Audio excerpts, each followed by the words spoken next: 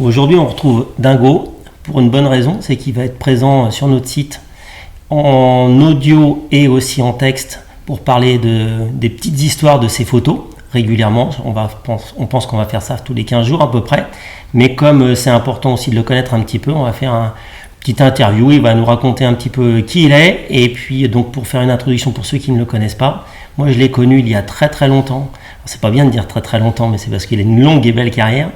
Quand il a commencé dans Auto Loisirs, chez Auto Loisirs. Auto Verte en premier. Auto Verte, pardon. Oui. En 79. Après, il y a eu Option Auto. Auto Loisirs. Après, différents supports comme il y avait des canards de Rhodes. Enfin, on a fait plusieurs magazines, Rhodes et Custom, des choses comme ça. Et puis après, vraiment le grand tournant, ça a été Option, où j'étais le premier à m'intéresser du tuning, tout ce qui était tuning. J'avais découvert ça en Allemagne, il y avait quelques petits préparateurs et ça m'avait bluffé parce que je me suis dit que le monde changeait, qu'on passait plus seulement sur les performances mais sur l'esthétique des voitures. Et j'avais ramené un sujet voiture en 80 je crois, et personne n'a voulu de mon sujet. Il a fallu attendre l'arrivée d'Option avec Michel Guégan, où là il y a cru et on a monté le premier magazine de tuning qui a engendré des tas de supports différents et 10 ou 15 ans de tuning en France. Après, moi j'ai souvenir de rétroviseur. Alors après, je me suis occupé avec... Il y a Alain Georges qui était venu me voir, le patron de la vie de l'auto, pour me demander si j'avais une idée pour un magazine de voitures anciennes et comment je le voyais. Et c'est comme ça qu'on a lancé Rétroviseur, où c'était des mises en scène, on habillait les gens de l'époque, ça se faisait pas. Et c'est ce qu'on me dit aujourd'hui quand je vais dans les concentrations, j'étais à Angoulême tout récemment, où les gens qui se déguisent, on se sent inspirés des rétroviseurs de l'époque. C'est-à-dire que j'allais rechercher des vêtements, ceux qu'on avait, on faisait des petites scènes d'époque selon les voitures des années 20, 30, 40, 50, on décorait, on allait chercher des décors 50 ou 60 ou 70 et on retrouvait les fringues d'époque. Donc ça a été des moments super. Après j'ai monté Auto Plus je fais partie de l'équipe des Auto Plus. Ça c'était un grand moment de joie, où il fallait, là c'était une période de ma vie où il fallait illustrer l'inillustrable, c'est-à-dire faire des photos pour changer votre huile ou changer vos baguettes d'essuie-glace. Il fallait que je trouve une idée originale et plutôt drôle, et ça permettait d'avoir un journal plus digeste, plus facile, et c'est vrai que ça a fait le succès d'Auto Plus d'aborder les sujets un petit peu différemment. Alors, après tout ça, je me suis aperçu que la presse allait déjà un peu moins bien. Et je me suis dit, qu'est-ce que je peux faire ? Et à l'époque, il y avait un type qui s'appelait Boulier, qui travaillait chez Renault, qui m'a dit, j'adore vos photos, vous ne voudriez pas nous aider à faire des dossiers de presse avec du lifestyle, avec des gens qu'on fait vivre dedans, autour des autos. Et c'est là où j'ai eu la chance de lancer la Twingo numéro 1, où j'avais mis des sumos dedans qui suçaient leur pouce pour montrer le volume de la voiture. Et puis s'en est suivi une longue période de marketing automobile et dans laquelle je suis toujours, mais toujours avec ce côté différent, me différencier visuellement, et c'est ça qui me plaît. Et chez les constructeurs, chez qui tu n'as jamais travaillé, parce que tu as travaillé avec quasiment tout le monde, j'ai l'impression un peu moins avec les Allemands. Alors, ils ont moins d'humour. Les Allemands, c'est compliqué parce que les Allemands, tout vient d'Allemagne. C'est des gens un petit peu particuliers, parce que si on n'est pas allemand, on ne travaille pas avec eux. Alors j'étais le seul photographe à faire un catalogue pour Porsche. Il n'y avait aucun autre étranger, ce n'était que des Allemands de l'histoire de Porsche qui avaient fait un catalogue, mais c'est très rare parce qu'ils sont vraiment habitués à travailler qu'avec des Allemands, ils ne font pas confiance aux autres. Maintenant, les importateurs, lorsqu'il y a quelque chose qui peut se passer, je travaille également pour Volkswagen, pour des Skoda, des Seat, dans ce groupe où BM, j'ai fait un truc pour des motos. Mais c'est toujours compliqué en tant que Français de travailler pour les Allemands. Alors, il s'est trouvé que pour la presse, j'ai eu tout de suite du succès. Et je me souviens, moi, le premier boulot, j'avais été le présenter à l'Autojournal. Et on m'avait dit, monsieur, ça ne sera jamais valable dans la presse, on met jamais des personnages. C'est nous, on n'aura toujours que du produit. On ne fait pas vivre les autos, c'est pas chez nous, c'est pas dans l'automobile. Ça ne marchera jamais. Ça ne marchera jamais, exactement. Et là, ça m'a au contraire renforcé. Et je me suis dit, je dois pouvoir placé quand même dans la presse, et c'est comme ça que je suis rentré Option et que ça a tout de suite très bien marché, parce que c'était pas Option, pardon, Auto Loisirs, Auto Verte, pardon, où là tout de suite nous avions un potentiel de gens qui attendaient de faire vivre les autos, qui voulaient rompre avec les habitudes du produit seul. Et c'est vrai que ça a marché pendant j'en ai fait pratiquement 20 ans, où j'ai fait plus de 850 couvertures de magazines, et j'en faisais en moyenne entre 4 et 12 par mois, parce que les gens venaient vers moi pour occuper uniquement de faire vivre la couve, faire une ambiance dans la couve, pour que le journal se vende. Et de cette époque de la presse, les gens qui t'ont marqué un petit peu? Les gens de la presse? Les gens de la presse, avec qui tu as travaillé, oui. Qui c'est qui te... Évidemment, il y a des Michel Guégan, il y a des Jackie Morel, il y a des gens qui m'ont mis les pieds à l'étrier, et qui m'ont permis, moi, de me libérer visuellement et de pouvoir être... Ils me faisaient confiance. Ça, c'était génial, ces périodes-là. C'est qu'il y avait des pages blanches, et qu'on nous disait... voilà, tu as 12 pages, 20 pages, tu fais ce que tu veux. Alors j'ai évoqué un petit sujet, et puis je partais le faire. On me posait aucune question, on me disait jamais combien ça coûte. Je faisais en sorte que ça coûte pas cher, parce que d'abord je me prenais pas au sérieux et que je me faisais plaisir d'arrêter des gens dans les rues et de les faire poser, ou de voler des endroits sans demander d'autorisation. Mais c'est vrai que jamais on me disait combien ça va me coûter. On ne posait jamais ces questions-là. Donc la pige à 5 €, c'était pas ça, quoi. Ah non, j'ai pas connu ça. Heureusement, parce qu'on n'aurait pas pu, j'aurais jamais pu faire tout ce que j'ai fait. Enfin, moi, je reviens sur... les gens qui ne le connaissent pas vont découvrir ce que tu as fait. On repassera aussi des éléments aussi de ce que tu as fait avec les constructeurs. Mais vraiment, ce que tu as fait dans la presse, enfin, pour ma génération, je suis un vieux, hein, j'ai 48 ans, mais il y avait une rupture gigantesque, et c'était un bonheur, c'est-à-dire qu'il y avait à la fois le côté texte qui était décalé dans les journaux que tu viens de décrire, et tu avais la photo qui était toujours... qui avait surtout, et ce que je trouve génial, c'est que tu as réussi, ce qui est quand même une grande qualité chez un photographe, c'est qu'on reconnaît tes photos. On sait. C'est-à-dire qu'il y a une lumière, un axe, un angle, etc. Et il y a toujours un petit gimmick. Et on retrouve vraiment cet aspect-là. D'ailleurs, moi, c'est de la voiture. C'est souvent des jolies filles. Mais il y a souvent de l'humour. Il y a souvent... Et puis quelque chose de fouillé, où quand on regarde la photo, on va voir dans un coin, dans un autre élément, etc. Donc il y a vraiment tous ces éléments-là qu'on retrouve quasiment systématiquement, et qui donnaient une richesse à la photo qu'il n'y a dans l'automobile. En effet, c'est ce que tu disais, où c'était profil 3/4 face, et on s'emmerdait, je le dis, on s'emmerdait. Et là, d'un seul coup, on a un truc qui avait une troisième dimension dans la presse. Et ça, c'est vraiment exceptionnel. Merci. En tout cas, c'est vrai qu'il y avait tout à faire.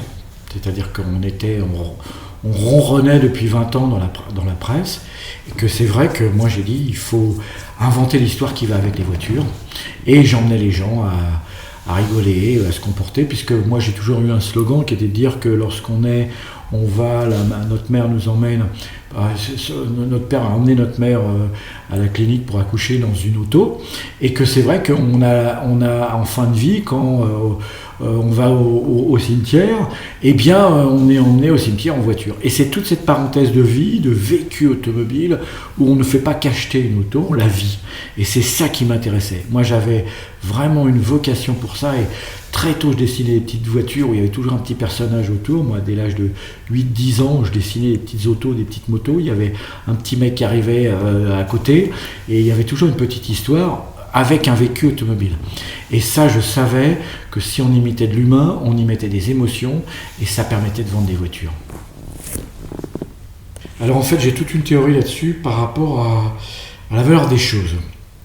Alors encore plus valable aujourd'hui, où la durée de vie d'une image, c'est 3 heures sur Facebook. Moi à l'époque, c'est des journaux qui sortaient pendant un mois, et puis après on les oubliait. Mais on se rend compte de la valeur d'un moment, toujours évidemment lorsqu'il devient un souvenir. C'est-à-dire que sur le coup, on la regarde, l'œil la prend, il la met en mémoire dans sa tête. Et c'est incroyable, comme une musique qu'on revit 15 ans aujourd'hui. Moi j'ai plein de gens qui se souviennent d'une photo particulièrement, et ils l'ont jamais oubliée. Ils me voient, alors évidemment, selon ce qu'ils ont pu voir, ils retiennent une image.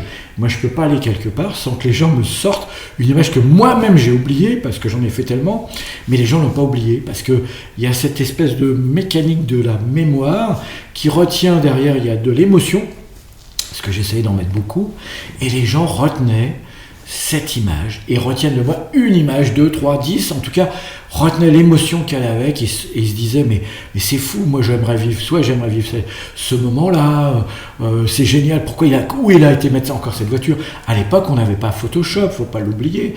La plupart des images qu'on faisait étaient vraies. Quand on retournait une voiture, elle était vraiment retournée. Quand on la découpait. Quand on la découpait, elle était vraiment découpée, et ainsi de suite. Et les gens, alors aujourd'hui, moi j'essaye de le faire encore maximum vrai, de façon à ce que y ait quand même une part de réalisme dans l'image, mais c'est vrai qu'à l'époque, pendant 20 ans, on n'a jamais touché Photoshop, et que tout était vrai, et qu'on démontait des châssis de Ferrari, on démontait pour faire des photos, on démontait des coques de Rolls, on faisait plein de trucs pour pouvoir être vrai et être décalé, et surprendre toujours. Ça, c'était les gens... moi, j'ai toujours été, quand j'étais jeune photographe amateur, j'étais fou du journal photo, et dans les années 70, j'étais passionné de photo, et je savais que le journal photo sortait à tel jour du mois, et j'étais systématiquement le jour de sa sortie le premier en kiosque pour l'acheter. Et à chaque fois, je me léchais des pages, parce que c'était pour moi incroyablement fort, parce qu'à l'époque on sortait des couleurs, des angles très grands au niveau des optiques utilisées. Et c'est vrai que pour moi, c'était bluffant. Et j'ai toujours gardé ce truc. C'est-à-dire que moi, je voulais interpeller les gens dès qu'ils ouvraient une page. Ça les bluffait. Parce que je l'avais été moi-même à travers des photographes du monde entier qui faisaient des photos de tout ordre et qui m'interpellaient moi-même. Alors, je voudrais dire un truc particulier, c'est que la photo, c'est quoi ? C'est à la fois de la technique, parce qu'il faut la dominer, il faut la connaître et la maîtriser. Donc c'est quoi la technique photo ? C'est une mise au point, c'est un diaphragme et une vitesse. Après, quel que soit le boîtier, c'est toujours la même chose, qu'il soit numérique, argentique, c'est la même chose. Mais rien que ça, pour bien maîtriser dans toutes les photos qu'on peut faire, ça prend quasiment 20 ans pour savoir à tout moment se sortir de n'importe quel problème technique. Alors ça, c'est l'approche mentale de la photo, c'est-à-dire que c'est de la technique.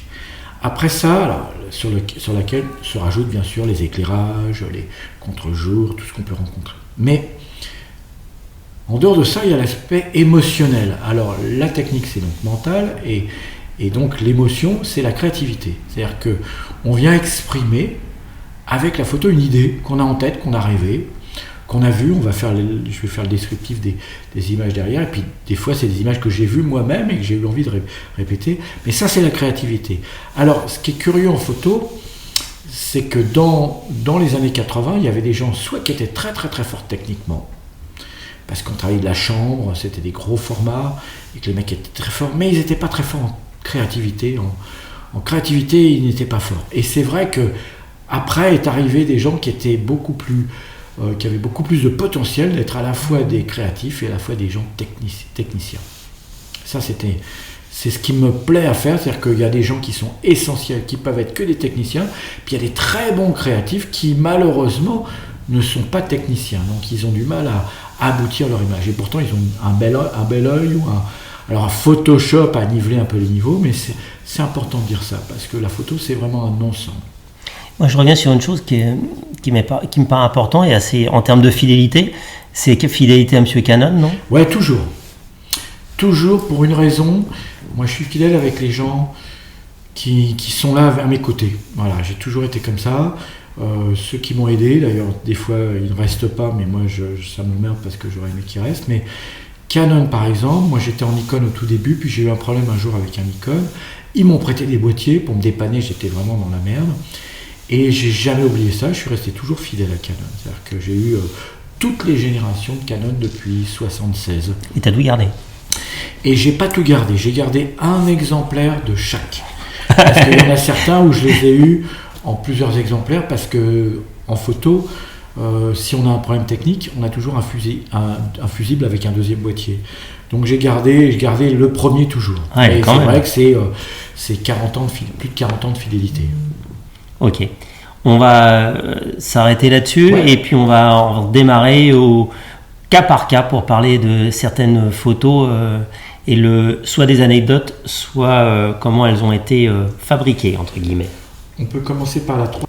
Donc on va commencer par une première photo. Vous aurez le visuel, mais le principe c'est face au crayon et avec une très belle Ferrari 308 arrêtée avec une jolie fille. C'est une 348, je crois, c'est vrai, parce qu'il y avait ça. Je crois que c'est une 348 de mémoire. Mais bon, cette photo, elle est faite place de la Concorde.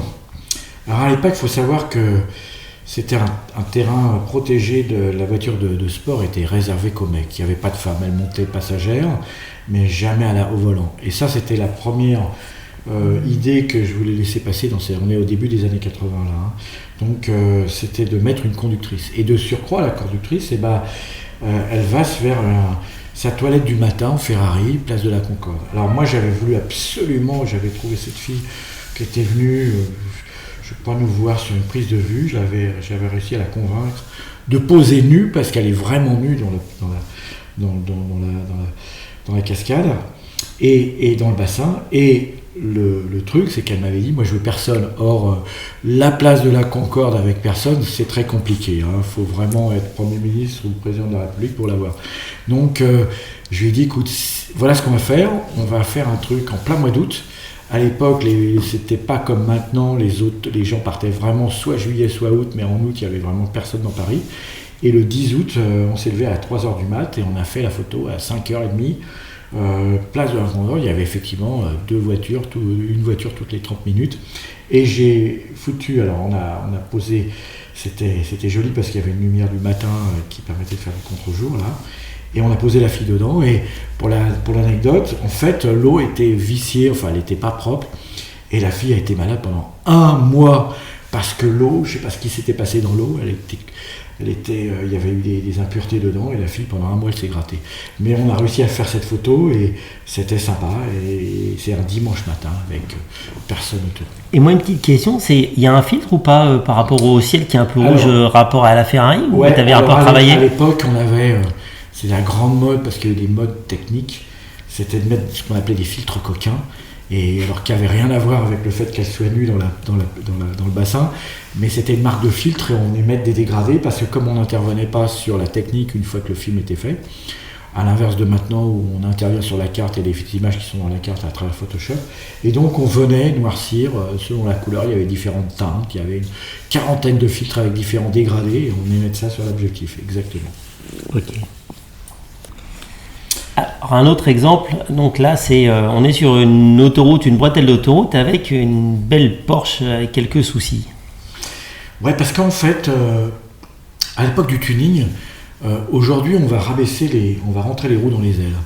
Et à l'époque, c'était pas tout à fait ça. Pour les rabaisser, on prenait la carrosserie, on la descendait le plus bas possible. C'est-à-dire que les fabricants à l'époque avaient connu les Kamaï et autres Zender. Et ils faisaient des extensions d'ailes, ils faisaient des spoilers, ils faisaient des bas de caisse incroyables. Et à un moment, c'était la course à celui qui descendait le plus bas. Et à un moment, je me suis dit, mais on va plus pouvoir rouler, parce qu'on va râper les carottes là. Et donc, j'ai fait cette photo en expliquant qu'à un moment, c'est tellement bas. Alors là, je crois que c'est une Gembala, je me souviens plus ce que c'était. Je ne sais même plus où j'ai trouvé cette voiture. Mais en tout cas, c'était pour symboliser qu'à un moment, elles étaient tellement basses que évidemment les lignes discontinues, on les décollait. Alors pour la petite histoire, j'ai fait ça, j'avais prévu un endroit avec 2 mannequins, 2 comédiens, et ils sont pas venus. Alors me voilà, j'avais à l'époque un assistant qui m'aidait, et je dis écoute, tu peux pas demander à ton père de poser. Puis moi j'ai demandé à ma mère, qui est toujours de ce monde aujourd'hui, de poser, et c'est ma mère et le père de mon assistant, parce que malheureusement les 2 sont pas venus. Alors je ne sais plus pourquoi, les raisons qui étaient de l'époque. Mais on s'est régalé, parce que c'était ça qui était génial, c'est que j'avais une volonté pour y arriver, je voulais pas la lâcher, je savais que j'avais la voiture très peu de temps et qu'elle était particulièrement basse, et il fallait que je fasse la photo. C'est-à-dire que, je sais pas, j'ai toujours été animé par une volonté, rien de m'arrêter à faire quelque chose. Elle est un peu relevée de l'arrière quand même, non? T'avais pas un peu triché? Non, elle est vraiment comme ça, piteuse comme ça, donc ouais, c'est sans retouche et sans modif. Il n'y a pas de retouche, aucune retouche sur cette photo. Là on retrouve des jolies filles et des voitures dans des positions un peu spéciales et avec un jeu un peu spécial. Alors, raconte-nous. Alors, ça c'est parti d'un fait réel que j'ai vu, où d'habitude, lorsqu'on se tape frontalement entre 2 voitures, quand on est encore dans un état pour pouvoir échanger, c'est jamais des rapports faciles. Les gens vont pour se taper dessus, vont s'engueuler, c'est de ta faute, c'est de la tienne. Et je me trimballais dans le sud de la France et je vois des gens qui ont un accident et qui sont, sans se connaître, bras dessus, à s'éclater comme si ça les arrangeait d'avoir pulvérisé leur voiture. Je dis, c'est pas possible, ça n'existe pas. Alors je me suis dit, je vais aller plus loin, je vais reconstituer cette scène où on va aller plus loin et on a inventé un jeu, on a créé un accident pour inventer un jeu. Alors cette photo est réelle, on a retourné, on est dans l'arrière-pays de Monaco, on est au pied des émetteurs de RMC, on est sur une petite route qui monte aux émetteurs. Et on a retourné avec une grue, j'avais fait venir un mec spécial qui avait retourné 1h25. Et puis j'avais un type qui était spécialiste du bois, qui était un assistant, qui m'avait préparé en bois un billard. On avait acheté le tissu, le vrai tissu, on a refait un billard qu'on a mesuré, qu'on a mis dessus. Tout était vrai là, on l'a mis dessus pour faire un billard à l'envers. Et tous les jolies filles, tu les avais trouvées où celle-là? Tu te souviens? Alors, je sais que j'en profitais pour faire un catalogue pour Volkswagen que je venais de finir sur la coccinelle. On était sur la New Beetle, on était à l'arrivée de la New Beetle en France. C'était la première année où elle arrivait. On m'a demandé un catalogue. Et j'avais profité des filles qui étaient sur le catalogue pour faire cette photo. Bon, là, on va parler d'une des photos, peut-être pas les plus connues, mais en tout cas les plus rediffusées sur Internet aujourd'hui, parce qu'il y a la conjonction d'une voiture qui est devenue mythique, et puis une photo qui est c'est toi, voilà. Ouais. Voilà, c'est la Lamborghini rouge, ouais. Et la fille en rouge. Alors ça, c'est venu d'une idée. Madame Ciclet, son mari, restaurait les Lamborghini. Et je sais qu'elle adorait mes photos. À chaque fois que j'allais à Rétromobile ou dans une manifestation quelconque, elle était toujours là. Elle veut me dire, Dingo, j'aimerais bien poser pour toi. Ça serait sympa qu'on fasse un truc. Et j'avais lu que la roue de la Countach la roue arrière était la roue la plus lourde de tout ce qu'il y avait sur le marché. Alors j'avais dit, écoute, si on fait un truc, on fait d'abord avec une Lamborghini et on va voir si tu peux me tenir. J'aimerais bien faire un truc où on fait une image réelle. Il n'y a rien de faux là-dessus. Elle a tenu vraiment sa roue et on s'est mis, alors où c'était, j'ai un trou de mémoire, je ne peux pas dire où c'était, ça devait être en proche campagne parisienne, mais on a fait cette photo, elle a monté la roue toute seule et elle tient la roue comme ça, et ça c'était effectivement les premières images qui ont marqué des territoires avec des empreintes de couleurs. La robe rouge était un choix? Ouais, volontaire. Volontaire, ouais. C'était un choix volontaire par rapport à la voiture, mais je tenais absolument à cette femme qui pour moi était Madame Lamborghini à faire cette photo. Et c'est vrai qu'à l'époque, j'ai pas fait ça, j'ai fait ça avec plaisir. Je me suis pas rendu compte combien cette photo allait faire incroyable un effet. Et ça, d'avance, on ne sait pas. On le fait parce que ça vient de l'intérieur de nous. On a une idée, on a envie de la faire, mais on ne sait pas. Moi, j'ai des photos que moi j'adore et puis qui n'ont jamais eu d'impact ou que les gens n'ont pas forcément se sont pas arrêtés dessus, et c'est vrai que c'est très bizarre l'impact d'une photo. Mais celle-ci, alors là, vraiment j'étais étonné, et c'est vrai que aujourd'hui cette femme n'est plus de ce monde, mais tout le monde s'en souvient encore. Diablo encore. Alors on revient sur encore de la Lamborghini, une Diablo badgée spécifique. Raconte-nous un peu, c'est le tournage et puis le avant-après à priori, si je me souviens bien, quand tu m'en as parlé. L'histoire, c'est qu'à l'époque, moi je travaillais à Option, et c'est vrai qu'il n'y avait pas les radars qu'on voit aujourd'hui. Nous, on avait des voitures, des pièges qui roulaient, des turbos Porsche qui roulaient à 2,80. On s'éclatait sur les autoroutes et on se disait toujours, c'est pas grave parce que de toute façon, on va avec les engins, des Alpina, toutes ces voitures, des Hardge, des voitures qui poussaient fort, des Ferrari, des Lambo, et on se disait toujours, de toute façon, les flics, s'ils veulent nous rattraper, ils peuvent toujours courir. C'était le cas en moto, mais quoi qu'en moto, les mecs pouvaient, même s'ils avaient des BM de base, on avait plus de chances de se faire piquer en moto. Mais en voiture, quand on était sur l'autoroute A4 par exemple, on pouvait rouler très très vite. À moins qu'il y ait un péage pour nous arrêter, personne ne nous rattrapait. Et je me suis dit, mais c'est con, pourquoi les flics n'achèteraient pas des voitures pour nous rattraper? Ce qu'ils ont fait après, alors il y avait eu des tentatives, des petites berlinettes alpines sur l'autoroute, ils avaient sorti une SM aussi, mais elles étaient rares, ils en avaient je crois 4-5 sur toute l'autoroute du Sud. Mais là, et j'ai monté cette photo, j'ai donc emprunté un Diablo, et puis on avait mis pour l'anecdote, moi j'avais évidemment pas dit au propriétaire ce que j'allais faire, je lui ai emprunté la voiture, je ne disais jamais rien. Les gens découvraient, comme je l'ai dit avant, les images dans les magazines, et je disais jamais rien, ni aux gens de la rédaction, ni aux propriétaires des voitures. Ils me faisaient confiance, c'était facile, et puis en plus ça n'avait pas les valeurs de maintenant, même si ça coûtait cher, mais les gens me faisaient toujours confiance. Et ils aimaient mes photos, alors c'était un passe-droit pour qui me les prêtent. Et donc ce jour-là, je dis, je vais faire une image, et je sais pas comment faire, je voulais pas faire l'écritopolis en papier, et je me dis, mais je vais essayer avec le blanc d'Espagne. Alors je trouve le blanc d'Espagne, c'est ce qu'on mettait sur les vitrines quand les magasins du mois d'août fermaient. On badigeonnait au rouleau, au pinceau, à la spatule du blanc, et puis c'était pour dire que pendant un mois, pendant un mois on est en vacances, et les gens derrière, ils prenaient un chiffon, puis ça s'enlevait très facilement, ça devenait poussière. Et je me suis dit, c'est facile parce que, hop, on fait ça. Et nous voilà badigeonnant la porte de la lambeau noire avec. Et là-dessus, je découpe des lettres police, on colle ça, on fait la photo, on est tout content. C'est en plein été, je trouve des fliquettes, ça se passe bien. Le gars qui est l'interpellé est mon assistant d'époque. Et puis on va rendre la voiture. Mais avant, je me dis, bon, c'est simple, un coup de Karcher et c'est parti. Bah, pas du tout, c'est jamais parti. Alors, on a mis un temps fou à faire enlever ce blanc d'Espagne, parce qu'en fait, il y a eu une réaction entre la couleur, la peinture et ce blanc d'Espagne, et le propriétaire a roulé pendant pratiquement un an avec le mot police sur sa voiture. Une qui est ressortie, comme tu dis, récemment, Histoire de bus, et c'est une vieille photo que tu as faite. C'est d'option, on est dans les années 90-12, je crois. Alors ça, c'est plus moi. Moi, j'adore, et j'adorais à l'époque, je prenais peu de vacances, parce que j'étais un gros bosseur. Moi, j'adore partir et dire, je vais quelque part, mais je ne sais jamais où. Alors, c'est encore plus facile maintenant, parce qu'avec les applications, on réserve un hôtel 1 heure avant et on tape un site et puis ça nous donne un hôtel qui est libre à côté. Mais à l'époque, moi j'adorais partir. Des fois ça m'obligeait de dormir dans l'auto, mais j'adorais ça. Et ça, c'est un peu ça. C'est-à-dire qu'on a ces deux mecs qui sont partis dans une direction, puis ils ont suivi un car et du coup ça a changé complètement leur itinéraire parce qu'ils suivent les filles. Et ça me renvoie également, quand on était gamin, on a tous fait ça en colonie de vacances. On se collait sur la vitre arrière de l'autocar, là c'était un 16e, on se collait à l'arrière, on faisait des grimaces aux mecs, on disait soit bonjour, on a tous fait ça dans les années 60-70, et on se mettait derrière les cars, on disait bonjour aux gens, on leur faisait des grimaces, et puis on se marrait à leur réaction. Et moi j'ai été plus loin dans la présence de ces filles que j'avais trouvées, je leur avais pas dit non plus ce qu'on allait faire, donc...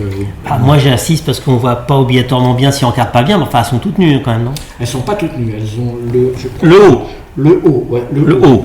Elles sont le haut. Elles sont plusieurs avec le haut. Le haut, ouais. Mais j'ai cru d'ailleurs que pour Facebook, il allait la bâcher, mais pas du tout. Ils l'ont pas vu. Ils ont pas vu, oui. Ils ont pas vu. Ouais. Ils ont vu une ambiance voiture, mais le logiciel, l'algorithme, j'ai pu les avoir à 2 ou 3 reprises comme ça. Et c'était quoi la voiture? Tu te souviens pas? Alors, je me souviens plus. Je crois que c'était un Z3 ou Z1, je sais plus. J'avoue que à l'époque, on avait 3, 4, 5 par semaine, et puis je me servais des voitures pour faire mes images. Donc, soit on faisait un sujet sur la voiture, et dans ce cas, on se souvenait bien, mais lorsqu'il y a des images comme ça, je me souviens plus. J'avoue, je m'en souviens plus. On va parler d'une que moi je pense que tu aimes beaucoup parce que tu m'en as déjà parlé.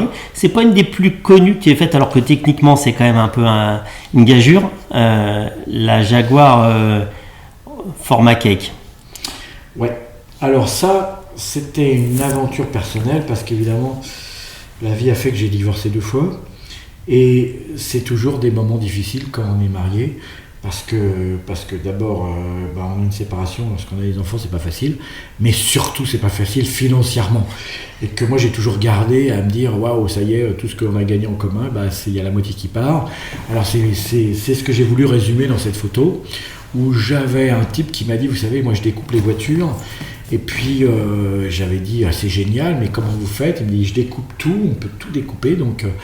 J'avais été le voir et à la disqueuse, pas la disqueuse, à la scie circulaire, tout a été découpé du début jusqu'à la fin, le moteur, les pare-brises, les sièges, tout avait été découpé, faire ça vachement bien, on mettait de l'eau pour pas que ça arrache tout. Et les 2 voitures ont été, en fait l'histoire, c'était 2 XK, c'était ça s'appelait des XJ, voilà, et c'était des XJ 4 litres 2 de mémoire. qui étaient accidentées, chacune d'un côté opposé. Et j'avais dit, il faut en prendre une à droite et l'autre comme ça, on peut... Et du coup, le mec, la nana, elle repeint sa partie à elle, et lui, il finit la découper avec la petite scie égoïne, là. Et comment t'avais trimballé ça à cet endroit-là? Alors, je crois, mais comme là-dessus, j'ai pas toujours les souvenirs exacts, on n'était pas loin d'où elles avaient été découpées, on les a foutues sur une remorque. Ce qui était plus difficile, ça pesait quand même son poids, il fallait tout descendre de la remorque et les placer, étayer un peu le sol pour les mettre droites. Et on a fait cette photo qui pourrait se faire aujourd'hui en Photoshop, mais qui, à l'époque, qui a toute sa valeur, oui. Parce que personne ne fera plus jamais ça comme ça. Là, on va sortir un petit peu du pur auto, mais plus quelque chose que tu aimes bien, c'est avec encore plus de gens et un peu moins d'auto. Alors, pas tout à fait ça, c'est-à-dire que l'histoire de cette photo, c'est... J'étais allé... À l'époque, je faisais donc des photos pour illustrer des sujets dans Auto Plus, et le service photo m'avait demandé... je me trouvais dans le sud pour faire je sais pas quoi d'autre, et j'étais à Toulon. Je me souviens très bien, j'étais à Toulon, et on m'avait commandé une photo sur les Français qui partent en vacances. Alors j'avais été louer une voiture, je crois, ou c'est celle que j'avais empruntée en prêt, je m'en souviens plus. Et on faisait des gens qui sortaient d'un immeuble. Et en discutant, évidemment, ça a créé un peu l'animation, parce qu'on est dans un petit quartier où c'était très, très tranquille.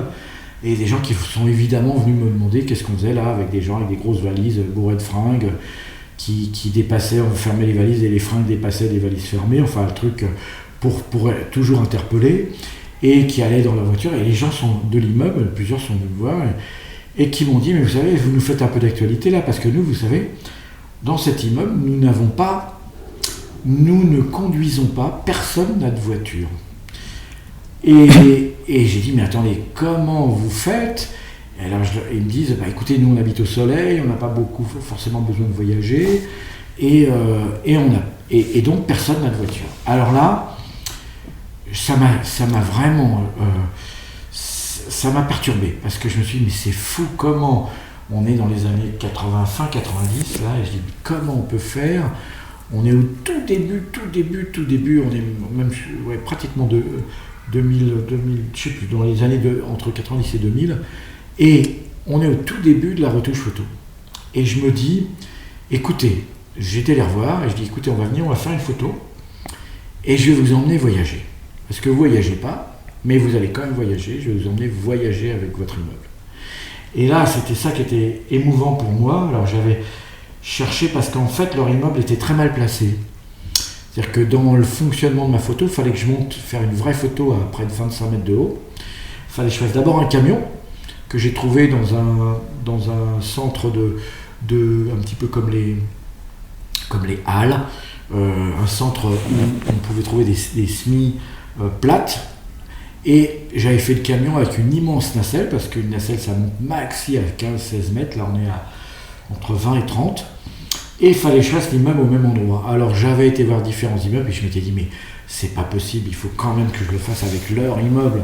Alors j'avais convenu avec eux qu'ils puissent, évidemment, on a fait ça en semaine, non, c'était un week-end. Et donc il y a des gens qui n'étaient pas là, mais tous les gens qui participent à cette photo sont les vrais gens de l'immeuble. Et puis après, j'avais trouvé une réplique, j'ai trouvé des différentes voitures, la Polo, je crois que la Polo, je l'avais louée. J'avais trouvé une femme enceinte qui regarde la scène, j'avais trouvé différents intervenants. T'as loué la femme enceinte aussi, c'est ça? Ouais, pardon? T'as loué la femme enceinte? J'ai loué la femme enceinte aussi, et c'est vrai qu'on a fait cette photo dans la rue, vraiment montée très haut, et après, je l'ai offert aux gens. Et ils étaient tout contents d'avoir une photo qui les faisait voyager avec leur immeuble. On va parler un petit peu technique sur les débuts du passage de l'argentique pur du mix argentique numérique. Oui, parce qu'on a tous été surpris de l'arrivée du numérique. Nous, on était tous sur de la pellicule. Et d'un seul coup, on n'a plus à aller acheter des pellicules. D'un seul coup, on n'a plus à aller faire des développements. Mais avant ça, arrive le Photoshop qui déjà change des couleurs. Alors, qu'est-ce qui s'est passé? C'est que les appareils photo sont arrivés un petit peu après le Photoshop, les toutes premières générations de Photoshop, ce qui fait que les appareils numériques étaient extrêmement attardés, les tout premiers. Ils étaient très peu puissants, ils étaient très, très en retard de nos appareils argentiques. Donc, on prenait des pellicules et on venait avec les pellicules, on venait les scanner, les films. Ce qui fait qu'on faisait du numérique alors que nos appareils n'étaient pas numériques. Mais sur cette photo, il y avait un truc génial qu'on pouvait faire à l'époque. C'est-à-dire que moi, j'ai fait d'abord mon camion en photo, où je suis monté donc autour de 30 mètres pour faire le camion. Je fais développer la diapo en labo et que je l'avais découpée pour la mettre dans mon cadrage. C'est-à-dire que pour savoir si ça allait fonctionner, il fallait absolument que dans mon viseur, il y ait la photo, mais c'est le principe de Photoshop, mais nous on l'appliquait déjà depuis longtemps en argentique, c'est-à-dire qu'on venait additionner plusieurs images pour voir si elles marchaient. C'est comme ça que j'en ai fait d'autres dans mon passé, mais là c'était flagrant parce qu'il fallait mettre le camion nu avec sa réglette. Que tu sois vraiment le bon angle. Parce qu'autrement la photo ça marchait pas. Parce qu'à l'époque Photoshop on ne pouvait pas encore contorsionner tout, on était sur des placements avec des couleurs, mais on ne faisait pas grand chose.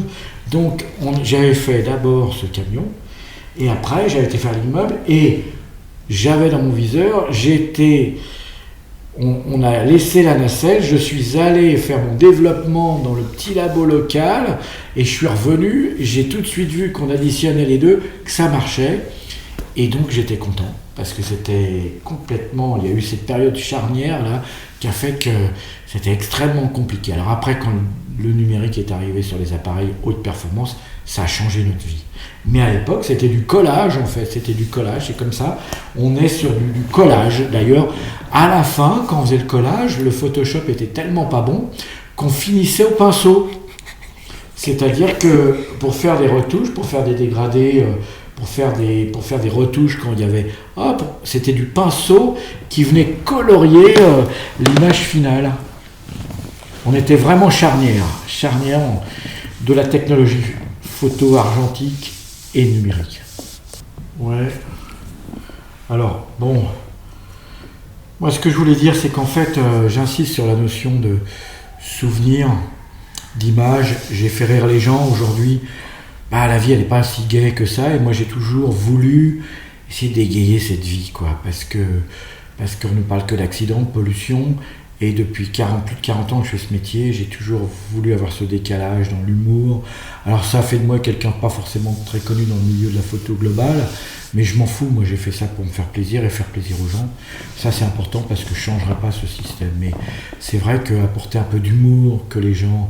Et c'est ça qui reste, c'est ça que les gens gardent, parce que quand je vois aujourd'hui la vie elle n'est pas simple et que je continuerai toujours, et j'espère quand je serai à la retraite, continuer à faire des images marrantes, revenir sur la base, quand je serai à la retraite, j'espère pouvoir, si la santé m'est donnée, de repartir comme j'ai commencé, c'est-à-dire arrêter des gens dans la rue, avoir une idée, appeler mes potes, dire t'as pas tel cas, qu'est-ce que t'as comme voiture, je viens la chercher, des mecs qui vendent des voitures, et comme je faisais à l'époque, parce que ça c'était mes premières amours, et je voudrais retomber là-dedans un de ces jours. Et puis aussi on y reviendra, on en reparlera. Il y a aussi des photos fixes, mais tu as aussi fait des vidéos. Et on reviendra aussi sur ce sujet-là, on en reparlera, ou on reprendra des making-of aussi de certaines vidéos. Exactement, parce que d'une part, on m'a toujours dit que mes photos étaient des films. Quand on regardait mes photos, des fois on irait 5 minutes à regarder tout ce qu'il y a, et que ça raconte une histoire à toute seule, ce qui n'est pas facile, parce que faire rire des gens, le principe c'est que si on dépasse 2 secondes et que la personne n'a pas compris la photo, c'est mort. Alors des fois j'ai fait des trucs très très compliqués où des gens piquaient des jantes sur des affiches de voitures, de pub. Alors, les gens n'ont pas toujours compris du premier coup d'œil, mais c'est vrai que normalement on a 2 secondes de tolérance de la part de l'œil pour faire rire les gens. Et c'est vrai que moi j'ai une fin de vie qui est plutôt sympa parce que justement on me demande de plus en plus de vidéos, et là pour moi c'est extrêmement facile. Parce que j'ai 24 images secondes, même 25 avec Canon, à passer les idées, et c'est extrêmement facile. C'est parce que j'ai commencé par la photo où en une image on devait exprimer quelque chose que pour moi c'est une facilité de faire du film. Une question de regard. Une photo ça se ressent. Moi, c'est incroyable parce que j'ai couvert 360 degrés de gens différents et qu'il y a des gens qui vont tilter sur un truc incroyable qui pour d'autres ne vont même pas s'y arrêter, mais c'est avant tout une émotion, c'est ça que j'insiste là-dessus. Et qu'aujourd'hui, où tout est lissé, on présente des trucs, c'est joli, mais on l'a oublié dans les 2 minutes parce que tout le monde fait la même chose. C'est important pour moi de continuer dans ce registre.